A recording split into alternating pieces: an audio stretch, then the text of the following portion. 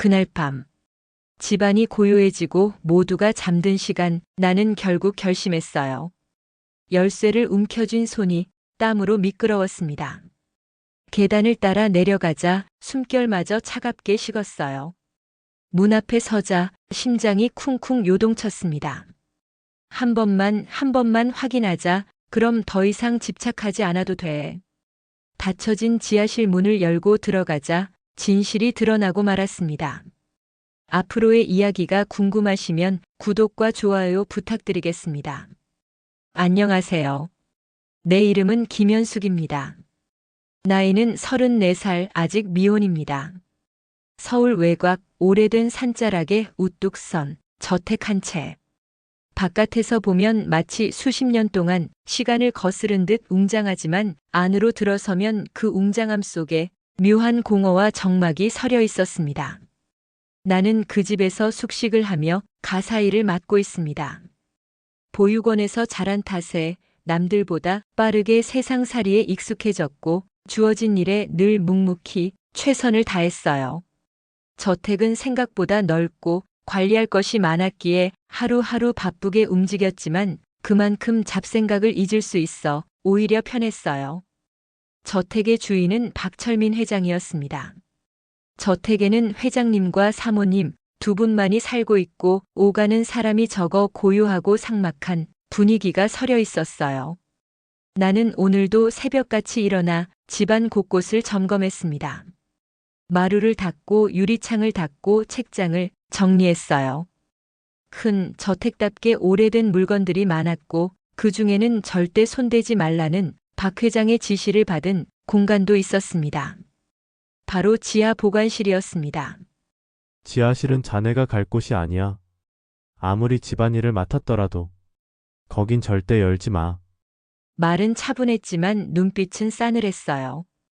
그 말이 떠오를 때마다 나는 의문이 들곤 했습니다. 왜 하필 지하실일까? 다른 곳은 다 관리하면서 지하실만은 열지 말라는 이유가 뭘까? 처음에는 호기심을 억누르는 것이 어렵지 않았어요.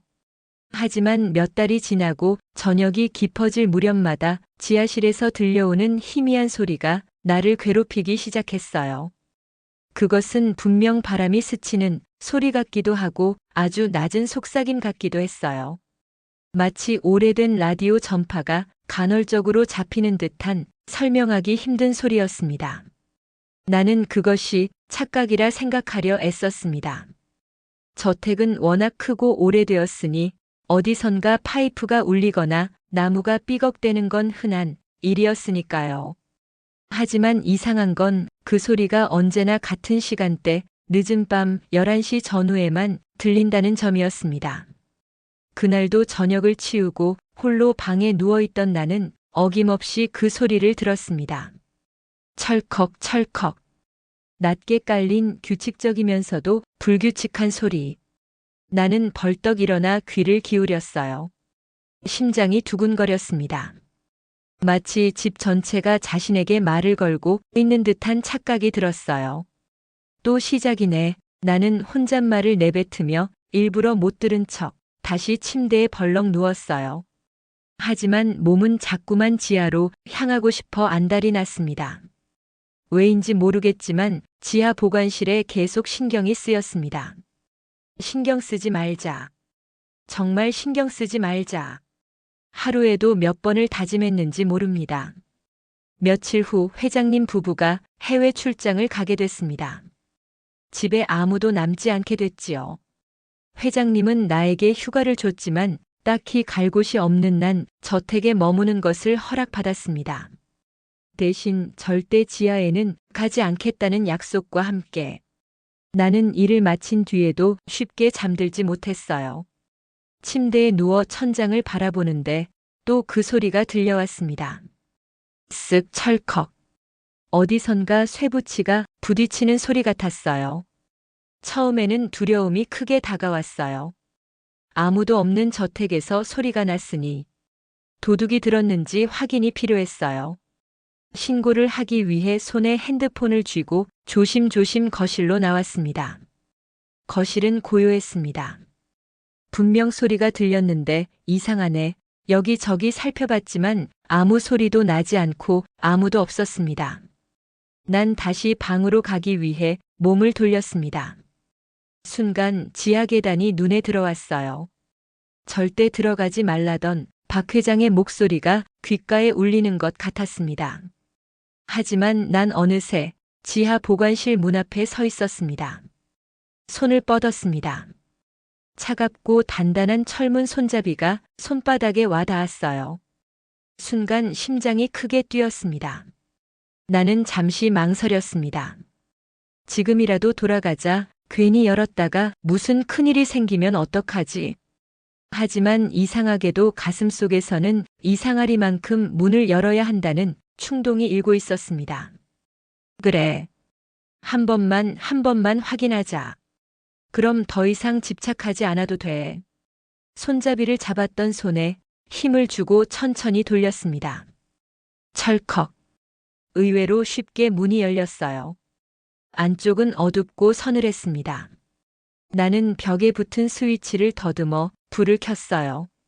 순간 희미한 노란 불빛이 켜지며 작은 지하실 공간이 드러났습니다. 먼저 눈에 들어온 건 오래된 나무 선반이었습니다. 선반 위엔 먼지가 수북이 쌓인 상자들과 낡은 앨범, 아기들 신발 같은 것들이 가지런히 놓여 있었어요. 벽에는 누렇게 바랜 사진들이 액자에 끼워져 있었습니다. 나는 천천히 다가가 사진을 들여다보았어요.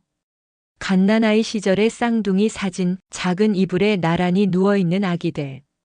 똑같은 모자를 쓰고 똑같은 옷을 입고 있었습니다. 웃고 있는 얼굴이 낯설었지만 왠지 모르게 내 심장을 세차게 두드렸어요. 그리고 그 옆 상자 속에서 그것을 보았습니다. 곰인형. 그것은 분명 내가 어릴 적 끌어안고 잠들던 그 인형과 똑같았어요. 나는 조심스럽게 곰인형을 꺼내 들었습니다. 가슴 깊은 곳에서 오래전 묻혀있던 기억이 무너져 내리듯 밀려왔어요. 나는 5살 때 곰인형과 함께 보육원에 맡겨졌었어요. 어릴 때 보육원에서의 기억은 거의 없지만 곰인형은 부모님이 사준 선물이라고 보육원 원장님이 말씀하신 것만큼은 똑똑히 기억하고 있었습니다. 그때부터 곰인형을 보물처럼 보관을 하고 있었습니다. 지금도 내 방 한 구석 상자 안에 그 곰인형이 들어 있었어요. 내 곰인형과 똑같은 인형을 본 순간 나는 무릎이 풀려 그대로 바닥에 주저앉아 버렸어요. 손에 든 곰인형을 꼭 껴안으며 숨을 몰아쉬었습니다. 눈물이 차올랐어요.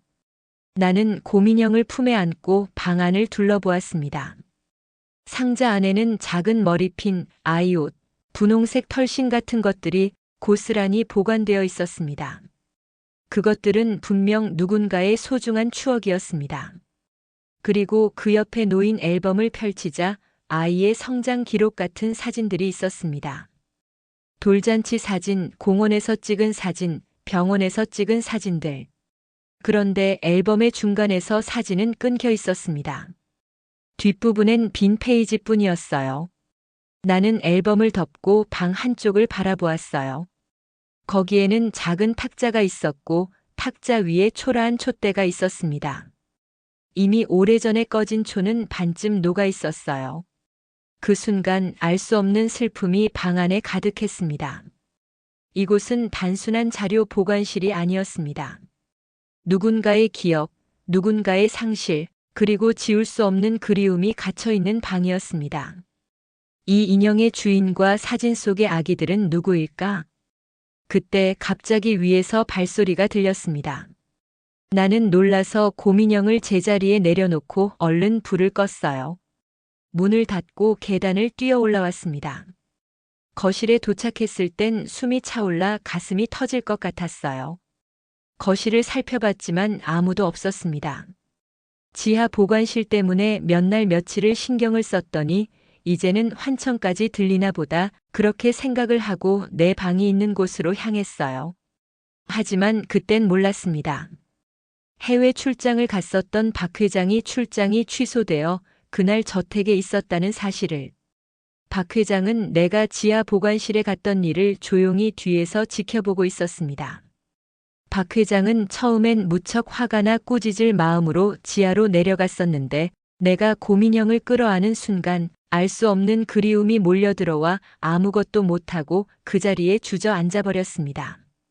내가 인기척을 느끼고 고민형을 내려놓자 박 회장은 얼른 몸을 숨겼습니다. 지하실로 왜 내려갔냐며 큰 소리를 쳐야 하지만 몸을 숨기고 있는 자신을 박 회장도 이해가 가지 않았습니다. 박 회장은 숨을 죽이며 귀신에 홀린 듯 내 뒤를 따라갔던 것입니다. 나는 방에 들어오자마자 방 구석에 있는 상자를 가져왔습니다. 상자를 열고 안에 있던 고민형을 꺼내 들었어요. 방금 지하 보관실에서 봤던 똑같은 고민형. 고민형이 흔하니까 똑같은 것일 수도 있다고 생각을 했어요. 하지만 고민형의 표식처럼 새겨진 이니셜까지 똑같을 수는 없다고 생각했어요. 고민형에는 특이하게도 PCM 무슨 뜻인지 모를 이니셜이 새겨 있었습니다. 지하에서 봤던 고민형도 똑같은 이니셜을 가지고 있었습니다. 이런 우연이 있을까? 곰곰이 생각에 생각을 더하고 방 안에 한참을 멍하니 앉아 있었습니다.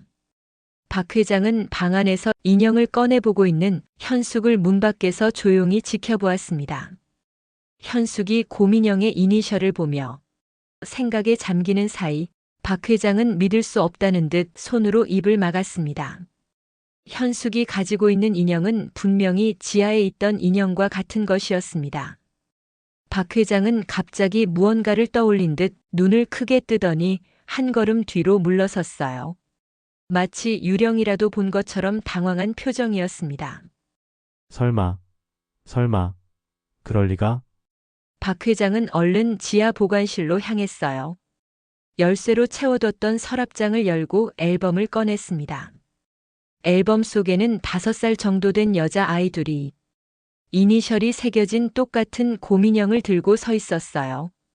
앨범을 한 장 더 넘기니 20대 중반 정도 돼 보이는 여자 사진이 있었습니다. 사진 속의 여자도 똑같은 고민형을 가지고 환하게 웃고 있었지요. 앨범의 마지막 장에는 환희보육원이라고 써 있는 메모가 끼워져 있었어요. 박 회장은 떨리는 손으로 환희보육원이라 써 있는 메모지를 꺼냈습니다. 꼭 확인해 봐야겠다는 다짐이 떨리는 손끝에서도 묻어나왔습니다. 다음 날 거실로 나온 나는 깜짝 놀랐습니다. 출장을 갔다던 박 회장이 거실에 나와 나를 쳐다보고 있었기 때문이죠. 나는 어제의 일을 떠올리며 도둑이 제 발이 저리듯 괜히 더 정성스럽게 차를 우려 박 회장에게 건넸습니다. 현숙 씨가 우리 집에서 일한 지 얼마나 됐지? 차를 놓고 뒤 돌아서서 가려는데 박 회장의 음성이 들려왔습니다. 난 잠시 생각에 잠겼습니다. 어제 내가 지하 보관실에 갔던 일을 박 회장님이 알고 있나? 알고 있으면 어떡하지? 난 이제 이 집에서 쫓겨나는 건가? 짧은 시간에 저택에서 짐을 싸고 있는 나의 모습까지 그려보게 됐습니다. 10년 일했습니다, 회장님. 짧게 말을 하고 고개를 숙였습니다. 그렇게 오래 일을 했어요? 그런데 난 현숙 씨에 대해 아무것도 모르고 있었네요. 두 사람 사이에는 묘한 침묵이 흘렀어요. 평소의 차가운 목소리와는 전혀 다른 어조였어요. 마치 무언가를 확인하고 싶어 하는 것 같은 떨림이 있었습니다. 나는 고개를 들어 박 회장을 바라봤습니다. 어제 지하 보관실에 들어가는 것을 봤어요. 그 말을 듣는 순간 나는 다시 고개를 숙이며 말했습니다. 죄송합니다. 회장님 정말 죄송해요. 나는 온몸을 떨며 깊숙이 고개를 숙였습니다. 10년 동안 한 번도 어기지 않았던 규칙을 어긴 것에 대한 죄책감과 두려움이 몰려왔어요. 목소리도 제대로 나오지 않았죠. 눈물이 쏟아져 나왔습니다. 평생을 참고 살아온 그 모든 감정이 한꺼번에 터져 나오는 것 같았어요. 나는 자신이 얼마나 큰 잘못을 저질렀는지 알고 있었습니다. 그런데 이상했어요. 박 회장은 예상했던 것처럼 화를 내지 않았습니다. 오히려 나를 멍하니 바라보고만 있었죠. 현숙 씨도 지하에 있던 고민형과 같은 인형을 가지고 있죠? 인형을 어디에서 어떻게 갖고 있게 됐는지 들을 수 있을까요? 제가 보육원에 맡겨졌을 때 고민영도 같이 있었어요. 나는 떨리는 목소리로 그동안 누구에게도 털어놓지 못했던 나의 과거를 말하기 시작했어요. 쉽진 않았지만 박 회장의 간절한 눈빛을 보니 거짓말을 할 수 없었습니다. 고민영은 엄마 아빠가 사주신 것이라고 원장 선생님께서 말씀하시곤 했어요. 박 회장은 나의 말 한마디 한마디를 놓치지 않으려는 듯 집중해서 듣고 있었어요. 평소의 냉정한 표정은 온데간데 없고 마치 중요한 단서를 찾고 있는 사람처럼 보였습니다. 그 보육원이 어디였나요? 박 회장의 질문에 나는 잠시 머뭇거렸어요. 왜 갑자기 보육원에 대해 묻는 걸까? 보육원 출신이라 마음에 안 드시는 걸까? 나는 궁금증과 함께 불안감이 들었습니다. 환희보육원이었습니다. 순간 그의 얼굴색이 확연히 변했어요. 마치 벼락이라도 맞은 것처럼 충격적인 표정이었습니다. 혹시 그 보육원에 언제부터 계셨나요? 질문은 점점 더 구체적이고 절박해졌습니다. 나는 그런 그의 모습이 낯설면서도 당황스러웠어요. 도대체 왜 이런 걸 묻는 걸까? 이런 생각을 하면서도 내 입에선 보육원 때의 이야기를 하고 있었습니다. 정확히는 기억나지 않지만 5살쯤 들어갔어요. 그리고는 10살 때쯤 다른 보육원으로 옮겨지게 됐어요. 내 말에 박 회장은 완전히 말을 잃었어요. 그는 소파에 앉은 채 깊은 숨을 몰아 쉬며 눈을 감았습니다. 마치 현실을 받아들이기 힘들어하는 것 같았어요. 나는 얼른 찻잔을 치우고 그 자리를 떴습니다. 며칠이 지났습니다. 그 후로 박 회장의 행동은 확연히 달라졌어요. 평소라면 나와 마주쳐도 간단한 인사만 나누고 지나갔는데 이번엔 나를 유심히 관찰하기 시작했습니다. 현숙 씨, 나랑 차 한잔 할래요? 네. 박 회장이 나를 거실로 불렀어요. 평소와는 다른 부드러운 어조였습니다. 나는 당황했지만 차를 우려서 가져갔어요. 여기 앉아요. 박 회장은 나에게 자신의 맞은편 소파에 앉으라고 했습니다. 회장님과 같이 소파에 앉아 담소를 나누는 일은 단 한 번 없었어요. 뻘쭘하니 소파에 걸터 앉았습니다. 편하게 앉아요, 현숙 씨. 부드러운 말투에 자세를 고쳐 앉았습니다. 실례되는 말이지만 현숙 씨 어린 시절 얘기를 더 듣고 싶어요.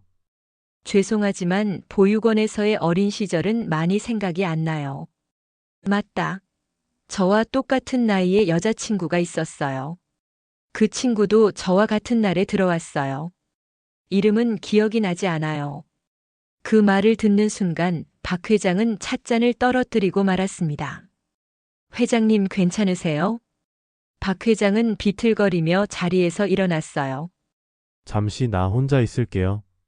내 부축도 마다하고 비틀거리며 방 안으로 들어가는 박 회장의 뒷모습에서 떨림이 일고 있었습니다. 방으로 들어온 박 회장은 침대에 누워 생각했어요. 설마 정말 맞는 걸까? 혼란스러운 마음을 가라앉히고 박 회장은 지방에 출장을 가 있는 아내에게 전화를 했어요. 마침 일을 다 끝냈으니 오후에는 집에 도착하겠다는 말을 듣고 박 회장은 떨리는 마음으로 아내를 기다렸어요. 박 회장의 아내 정수연이 일을 모두 마치고 늦은 오후 집에 들어왔어요. 수연이 집에 도착하자마자 박 회장은 방으로 끌고 들어갔어요. 왜 그러는 거예요? 왜 이리 흥분을 했어요? 진정하라는 수연이의 말에도 박 회장은 흥분을 가라앉히지 못했습니다. 중요한 얘기가 있어. 이렇게 흥분하는 남편의 모습은 처음 보는 것 같았어요. 우리 집에서 일하는 현숙 씨 말이야. 박 회장은 말을 잠시 멈췄습니다. 자신도 믿기 힘든 이야기를 어떻게 아내에게 설명을 해야 할지 고민이 되었어요. 하지만 혼자서 고민한다고 해결되는 일은 없었습니다. 우리 딸인 것 같아. 뭐라고요? 다시 말해봐요. 우리 딸인 것 같다고. 당신 무슨 말을 하는 거예요? 우리 딸들은 이미 29년 전 잃어버린 딸들의 이야기는 이 집에서 금기어나 다름없었습니다. 그동안 눈물과 절망 속에서 살면서 이제는 상처를 건드리고 싶지 않았거든요. 그래서 수연이는 지하 보관실에도 발걸음을 일체 끊고 마음속에서도 문을 닫고 살고 있었어요. 박 회장만이 가끔 지하 보관실에 들어가 딸들의 흔적을 찾곤 했었지요. 내가 들었었던 철컥, 철컥 거리는 소리는 박 회장이 지하 보관실에 혼자 조용히 왔다 간 소리였었어요. 박 회장은 아내의 손을 잡고 흥분을 가라앉히며 설명하기 시작했어요. 며칠 전 지하 보관함에서 보았던 현숙의 모습, 현숙의 방에 있던 이니셜이 있는 곰인형, 그리고 환희 보육원에서 있었던 시절의 이야기. 보육원에 맡겨졌을 때 혼자가 아니었다는 것. 수연이는 남편의 말에 얼굴이 점점 창백해졌어요. 남편의 말이 사실이라면 지난 10년 동안 한 집에서 살면서도 모르고 지낸 거라는 말인가요? 하지만 확실하지 않아서 DNA 검사를 해보려고 해. 박 회장은 앞으로의 계획을 수연이에게 말해주었습니다. 다음 날부터 조심스럽게 DNA 검사를 위한 준비를 시작했습니다. 내가 사용한 수건이나 머리카락 같은 것들을 몰래 수집했죠. 수집 후 박 회장은 DNA 검사를 의뢰했어요. 믿기지가 않았습니다. 정말로 이런 기적 같은 일이 일어날 수 있을까요? 29년 동안 그토록 찾아 헤맨 딸이 바로 코앞에 있었다는 게 가능할까요? 검사 결과는 일주일 후 나온다는 말을 들었습니다. 박 회장은 복잡한 심경이었어요. 만약 결과가 일치라면 어떻게 받아들여야 할까? 현숙 씨도 받아들일 수 있을까? 반대로 불일치라면 이제는 모든 희망을 버리고 살아가야 하는 것일까? 기대와 두려움이 뒤섞였어요. 나는 며칠 만에 회장님 부부가 달라졌다는 걸 알고 있었어요. 부부는 나의 일거수일투족을 관찰하고 있었습니다. 청소하는 모습, 차를 우리는 모습, 심지어 걸어가는 뒷모습까지도 유심히 지켜봤습니다. 혹시 내가 실수라도 한 것인지 아니면 지하 보관실 일 때문인지 답답하고 부부의 시선이 부담스러웠어요. 예전과 다르게 친절하고 부드럽게 대해주지만 오히려 껄끄럽고 부담이 생겨버렸습니다. 이유를 알고 싶었지만 내가 잘못을 했기 때문에 먼저 따져 물을 수도 없었습니다. 이대로라면 이 집에서는 더 이상 있을 수 없을 것 같았어요. 1년 같은 일주일이 지나고 박 회장과 정수연은 검사 결과를 확인하러 검사기관에 서둘러 향했습니다. 검사지 서류를 받아들고선 떨리는 손으로 봉투를 열었습니다. 그 모습을 보고 있는 수연은 심장이 터질 것 같았습니다. 서류에는 알 수 없는 말들이 잔뜩 적혀 있었습니다. 쭉 훑어내려 마지막 문장에 시선이 고정된 순간 박 회장과 수연이는 그 자리에 주저앉고 말았습니다. 친자 확률 99.99%. 확실한 친자 관계였습니다. 정말로 내가 박 회장 부부의 딸이었던 것입니다.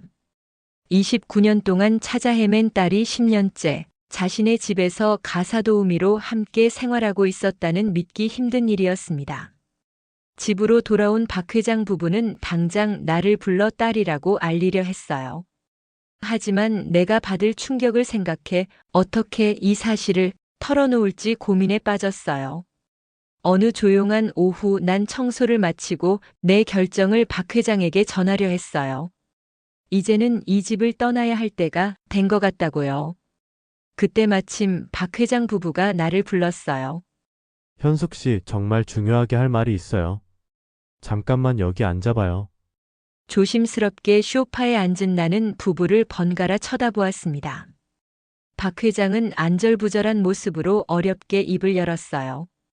놀라지 말고 들어요. 현숙 씨가 쌍둥이 중 한 명인 것 같아요. 네. 뭐라고요? 박 회장은 떨리는 목소리로 다시 한번 말했어요. 현숙 씨가 내 딸인 것 같다고요. 아니, 내 딸이에요. 어느샌가 박 회장의 눈에는 눈물이 고여 있었습니다. 나는 내 귀를 의심했어요. 말이 안 되잖아요. 제가 회장님 딸이라고요? 박 회장은 서류 봉투 하나를 내밀었습니다. 그리고 그동안에 있었던 일들을 말하기 시작했습니다. 박 회장은 젊은 시절 사업을 시작했었어요. 처음엔 사업이 잘 되었지만 사기를 당하는 바람에 한순간에 길바닥에 내몰리게 되었죠. 사는 게 너무 힘든 부부는 어린 딸 쌍둥이를 보육원에 맡기게 됐습니다. 마지막 선물 고민형을 사주면서 나중에 꼭 찾으러 간다고 고민형에 박철민의 이니셜을 새겨 넣었습니다. 부부도 헤어지게 되었고 각자의 삶을 살면서 보육원을 찾는 날이 점점 줄어들었습니다. 박 회장과 수연이는 함께 살 수 있는 날을 그리며 열심히 일을 했고 다시 번듯한 사업체를 일으켜 세웠습니다. 박 회장과 수연이는 제일 먼저 아이들을 찾으러 보육원에 갔습니다. 하지만 아이들은 다른 보육원으로 따로 옮겨지며 행방을 찾을 수 없게 되었지요. 부부는 절망에 빠졌습니다. 아이들과 함께 살 수 있는 날을 위해 이렇게 열심히 일을 했건만 부부는 아이들을 찾기 위해 모든 방법을 동원했어요. 그로부터 몇 년 후 경찰로부터 연락을 받았습니다. 20대 중반의 여자가 교통사고로 사망을 했는데 그 여자가 박 회장의 딸인 것 같다고 말입니다. 박 회장과 정수연은 하늘이 무너지는 것 같았습니다. 몇 년을 찾아 헤매던 딸이 그럴 일은 없다고 소리를 지르며 병원 영안실로 갔습니다. 얼굴을 알아볼 수 없을 만큼 처참한 모습을 보고 또 한 번 하늘이 무너져 내렸습니다. 유전자 검사 결과 사망한 여자가 친자로 확인이 됐고 딸아이에 남아있는 물건 중 고민형을 발견하고 집으로 가져와 지하보관실에 넣어두었습니다. 수연이는 가슴이 무너져 내리고 살아갈 힘조차 없어졌습니다. 하루하루 말라가는 수연이를 본 박 회장은 나머지 쌍둥이 딸을 찾는 일을 포기하고 지하보관실에 아이들을 추억할 수 있는 물건들을 쌓아놓고 봉인을 해버린 것이었습니다. 나는 서류 봉투를 열어보았습니다. 친자 관계가 성립한다는 유전자 분석 결과가 적혀 있었습니다. 나는 할 말을 잃었어요. 어떻게 이런 일이 가능한 건지. 검사가 잘못된 건 아닐까요? 어떻게 이럴 수가 있죠? 나는 고개를 마구 저으며 일어났습니다. 당장은 받아들일 수 없었어요. 내가 박 회장의 딸이라니 너무 비현실적인 드라마에서나 나올 법한 일이었어요. 난 보육원에서 아무도 찾지 않던 아이였었는데 내가 버려졌다고 생각했었는데 평생을 혼자 살아오며 느꼈던 서러움과 울분이 한꺼번에 터져 나왔어요. 아니에요, 현숙 씨. 우리가 얼마나 찾아다녔는지 몰라요. 하루도 빠지지 않고 생각했었어요. 수연이도 감정이 북받쳐 올랐습니다. 이제라도 찾은 게 기적이에요. 박 회장은 더 이상 참을 수 없었어요. 조심스럽게 내게 다가와 나를 끌어안았습니다. 29년 만에 아빠라는 사람의 품에 안겼습니다. 품은 낯설었지만 따뜻했습니다. 두 사람 모두 눈물을 흘렸어요. 아빠가 미안해. 너무 늦게 찾아서. 정말 미안해. 박 회장의 눈물 섞인 사과를 듣고 나서야 나는 현실을 받아들이기 시작했습니다. 평생 한 번도 불러본 적 없던 그 단어가 목구멍까지 올라왔지만 쉽게 나오지 않았습니다. 며칠 뒤 저택의 지하 보관실은 더 이상 금단의 공간이 아니었습니다. 나는 아버지와 함께 그곳을 다시 찾았어요. 차갑고 어두운 공간이었지만 선반 위에 가지런히 놓인 사진과 물건들이 내게는 따뜻하게 다가왔습니다. 어린 시절의 사진 속에 담긴 얼굴, 언니와 나의 똑같이 닮은 미소, 아버지와 어머니가 얼마나 애타게 우리를 그리워했는지 그 기록들은 침묵 속에서도 충분히 전해주고 있었습니다. 그날 한참을 울던 아버지의 품속에서 나는 처음으로 가족이라는 단어를 실감했어요. 그것은 피부치라는 증명에서 비롯된 것이 아니었습니다. 긴 세월 동안 서로를 그리워하고 찾으려 애쓰고 결국 다시 만나게 된 그 마음에서 비롯된 것이었습니다. 저녁 식탁은 전과 달리 환해졌어요. 나는 여전히 어색했지만 아버지와 어머니가 내 앞에 앉아 있다는 사실만으로 가슴이 벅찼습니다. 그들은 내가 어떤 삶을 살아왔는지 하나하나 물어주었고 나는 오랜만에 어린아이처럼 내 이야기를 쏟아냈지요. 보육원에서의 기억, 힘겨웠던 청춘, 그리고 지금까지 버텨온 나날들. 현수가 이제는 혼자가 아니야. 이 집이 내 집이고 우리가 내 가족이야. 그 말은 오래도록 가슴속에서 메아리 쳤습니다. 나는 여전히 꿈을 꾸는 듯 합니다. 갑작스러운 진실의 폭로, 세상에서 가장 멀다고 생각했던 가족이라는 단어가 이제는 손 닿는 곳에 있었습니다. 물론 세월의 상처가 하루아침에 아물지는 않을 것입니다. 하지만 적어도 이제 나는 알았지요. 나는 버려진 아이가 아니었습니다. 너무 사랑했기에 하지만 지켜줄 수 없어 맡겨져야 했던 아이였음을. 그리고 이제 나는 다시 시작할 수 있었습니다. 새로운 이름으로 새로운 가족과 함께. 고민영은 더 이상 외로운 위로의 상징이 아니었습니다. 그것은 끊어진 줄 같던 인연을 다시 이어준 달이었습니다. 나는 오늘도 고민영을 안아봅니다. 그 부드러운 감촉이 이제는 따뜻한 집과 부모의 품으로 이어져 있음을 느끼며 오늘도 이야기를 들어주셔서 감사합니다. 영상 보시고 느끼신 감정 댓글로 함께 나눠주세요. 여러분의 한마디가 누군가에겐 큰 위로가 될 수 있습니다. 영상이 마음에 드셨다면 구독과 좋아요, 응원 부탁드립니다.